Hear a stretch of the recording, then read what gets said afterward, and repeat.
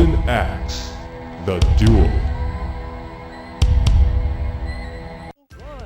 Golden Axe the Duel was the first game released on Sega's STV or Sega Titan Video arcade hardware in 1994, before being ported over to the Saturn in 1995 in Japan and 1996 in North America. The Saturn and STV were essentially the same piece of hardware, and perhaps one day I'll do a Retro Wednesday on the arcade hardware. For now, let's take a look at Golden Axe the Duel. First off, what do you guys think of that name, The Duel? Does it sound familiar? Well, it should to Genesis or Mega Drive fans of the original Golden Axe, as there was actually a fighting mode called The Duel that pit you against 12 rounds of enemy encounters. It was a fun breakaway from the arcade mode. I always found it funny how Sega thought it would be an interesting idea to take that concept and make a full-fledged fighting game out of it. Golden Axe the Duel was the last game in the Golden Axe series for over a decade, and most people like to say it single-handedly killed off the franchise.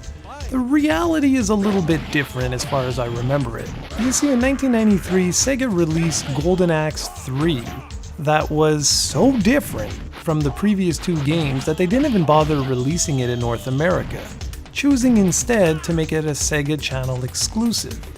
They didn't really have much faith in the game, so when it came time to revisit the franchise, they decided to go in a different direction, and I can respect that. When The Duel was released in 1994, it was a surprisingly fun, if a bit generic, fighting game. It featured large sprites, colorful and detailed animations, but it also featured a simplistic fighting system.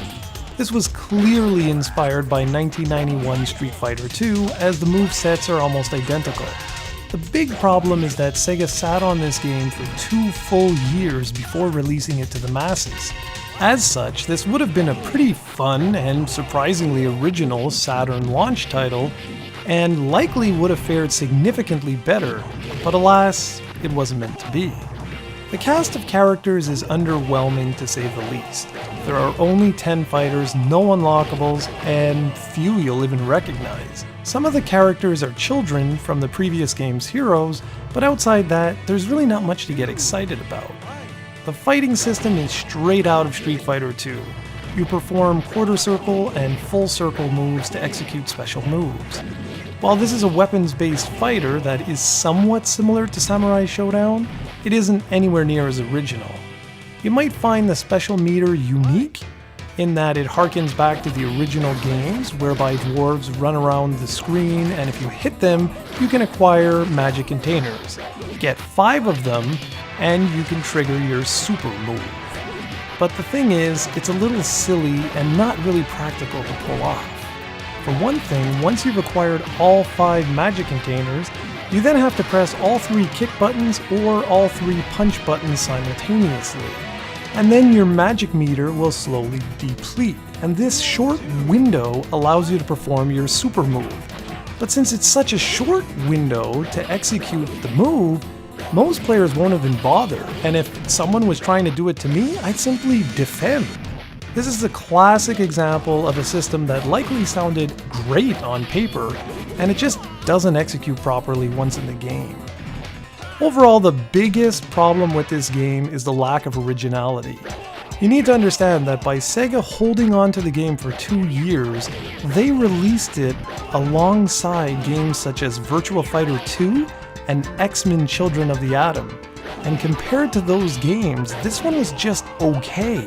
Sure, it looked decent, featured some good music, but the gameplay just felt too archaic by this particular point in time. It didn't do enough to infuse the magic of the earlier games in the series. Had it been released at launch, I'm fairly certain it would have fared better, and it would be more fondly remembered, but it just didn't happen. Today, Golden Axe the Duel is an extremely rare game for the North American Saturn, as there wouldn't be another Golden Axe game until 2008's Golden Axe Beast Rider for the PS3 and Xbox 360. It's a game that's worth experiencing if you can find it at an affordable price, but that may prove to be just as hard as pulling off a super move in such a limited time frame available.